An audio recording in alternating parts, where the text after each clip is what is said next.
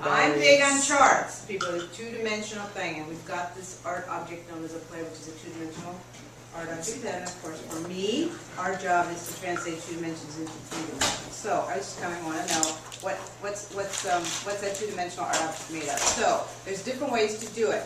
Here's one chart over here, sort of a standard way to just kind of look at the world of the plays and how they intersect. I find it just sort of interesting to kind of know. Scale, size of, proportion of, who's got the bulk of, who's related to who in terms of like how you pass along information.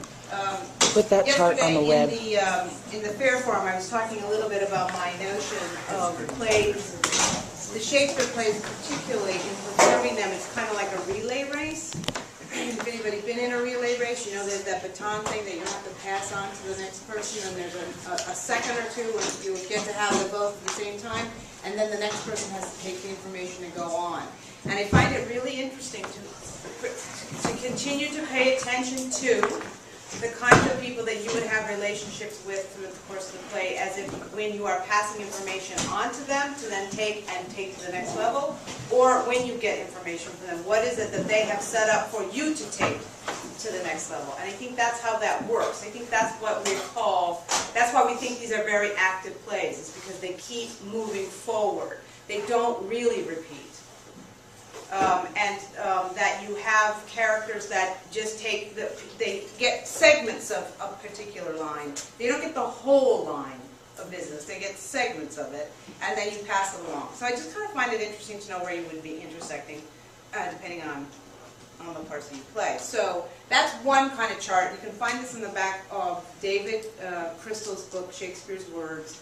He's charted all the plays, and they look like this, and it's sort of fun to sort of get a sense, sort of a visual sense of kind of like how the thing as a whole sort of looks and functions. I don't know if that helps anybody at all, but it just, I kind of just love to have the notion of something proportional, and also in terms of the interweaving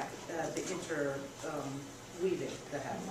Okay? These charts are also available on a website called shakespeareswords.com. It's the website for the book. Right. And that's also like where we pull our synopses and our character list. So it's all on the website. Okay. Right. So when we last left things, we were kind of talking our way through pieces and parts, working our way backwards from sort of theatricality to music and the way words were done and themes and a little bit about character. And today's really kind of about plot, like what happens. There's a difference between what a plot is and what a story is. Some people conflate them. Every play has a plot.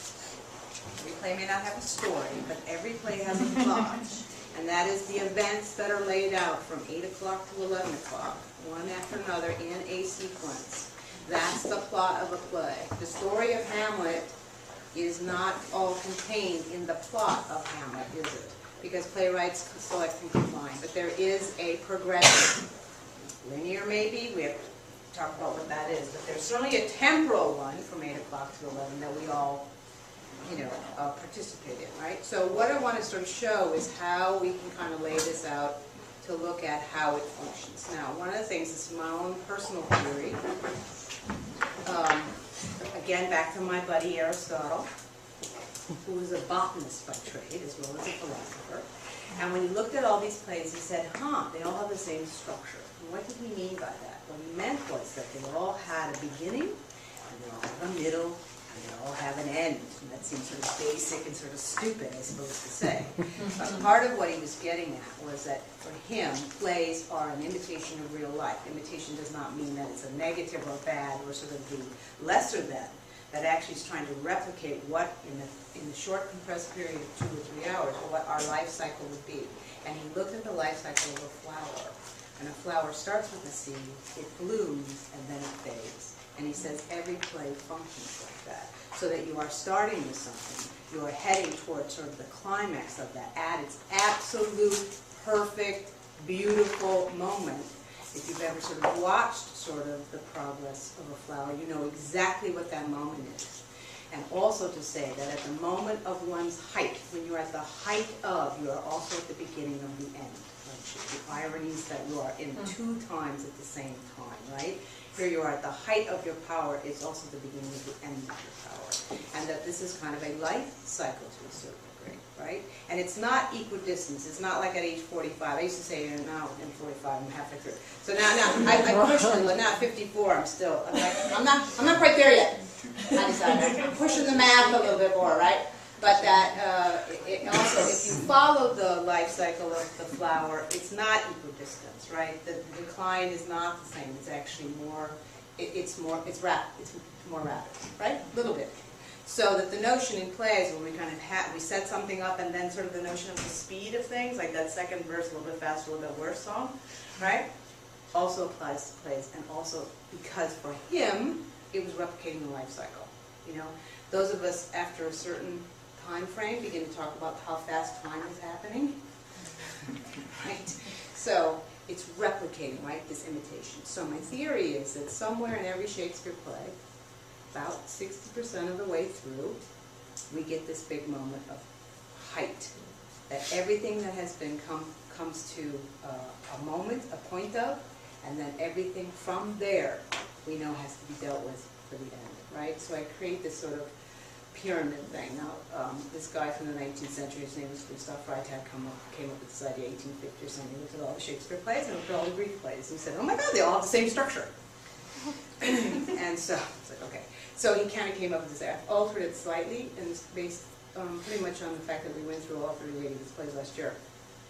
But it seemed uncanny, the similarities in the way that actually there was sort of a prescriptive way to describe this place. So that's what we're going to march through today and show you a little bit about sort of how phenomenally tightly woven these plays are.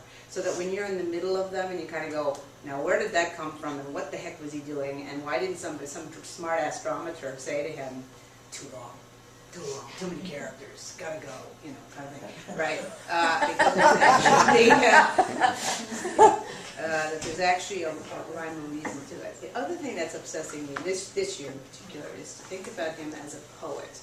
I don't know if any of you indulge in writing poetry. I do not. I have not one poetic bone in my body. But I have an appreciation for structure of it, right? If you actually look at poems, just typographically on the page, that notion of form is as important almost to the poet, right? How it looks on the page as sort of the emotion, and my poetry is really about emotion, the emotions on it as well, so that there's this interesting marriage between form and content and use of words. Very technical, it's actually, poetry is very, very, very technical. And so if you expand this in terms of like what a whole play looks like in terms of poetry, right, that's very, very, very technical, and you can see where he just lays things in. And you think it's not really like some, you know, he's just writing it at the bar, you know, at 4 a.m. or whatever, which is my romantic story of how he was writing these plays. People falling all around him and he was just writing away.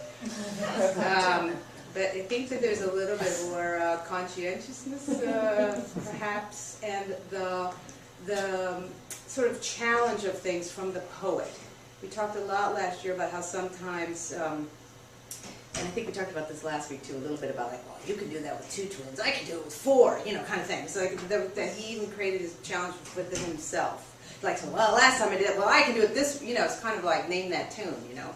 I can do it in 3 notes this time, you know, instead of 5. And there's something sort of appealing to me, the structuralist, the craftsperson, the technician, and sort of thinking about them being constructed, right? And again, selected and combined these things. Now, ultimately, somebody who writes 40 plays in 20 years, I mean, this is all this guy's doing, right? And there is a sort of instinct where he just kind of knows when it's time to move on. And this is the thing I think as actors and directors and dramaturgs we respond to instinctually, because he just kind of knew when to move on. He knew when to pull away. He knew when to have suspense, and it's all instinctual. So you're kind of like, hey, whatever it took, dude, 4 a.m. at the Rose Tavern, fine. You know, that he had this great gift. So.